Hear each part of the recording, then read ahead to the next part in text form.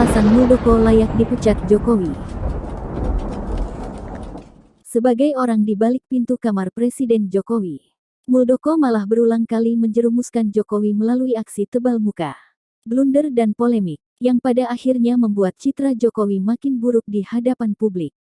Inilah 3 kelakuan Muldoko yang menjerumuskan Jokowi dan menimbulkan ketidakpercayaan publik kepada pemerintah hari ini. Pertama, mengadopsi perilaku Orba. Muldoko sebagai produk Orde Baru tidak ikut terbasuh semangat reformasi 98. Alih-alih Muldoko malah terindikasi menjalankan praktik-praktik korupsi, kolusi, nepotisme dalam pemerintahan. Seperti dikabarkan media, Muldoko bukan hanya terlibat dalam pembobolan keuangan negara melalui Jiwasraya, tetapi turut berperan dalam mega skandal Asabri.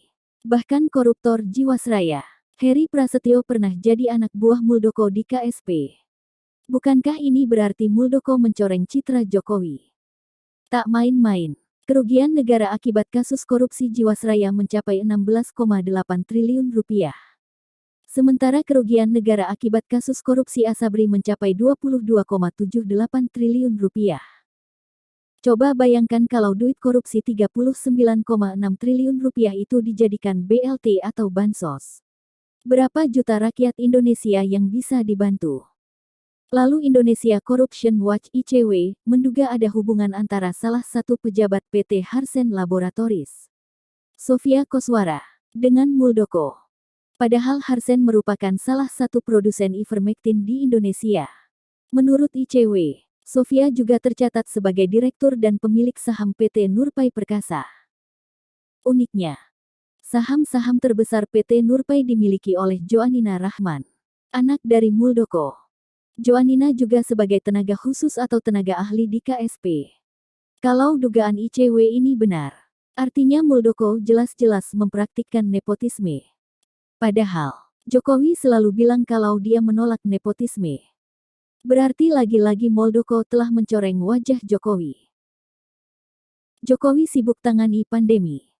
Hasilnya memang tidak maksimal. Nah, kalau sudah tahu penanganan pandemik lagi ambyar, mestinya Muldoko fokus bantu presiden. Muldoko malah begal demokrasi. Malah membegal Partai Demokrat. Wajar saja kalau rakyat langsung marah. Apalagi Menkumham Yasona Laoli sudah menerbitkan surat resmi kalau Ketua Umum Partai Demokrat yang sah adalah Agus Harimurti Yudhoyono. Bukankah patuh? Muldoko malah gugat surat Menkumham itu ke pengadilan. Keputusan pemerintah Jokowi kok malah dilawan Muldoko. Ini kan secara nyata menampar wajah Jokowi. Muldoko bikin buruk citra Jokowi di mata publik. Muldoko dukung tes wawasan kebangsaan KPK. Kita sudah sama-sama tahu.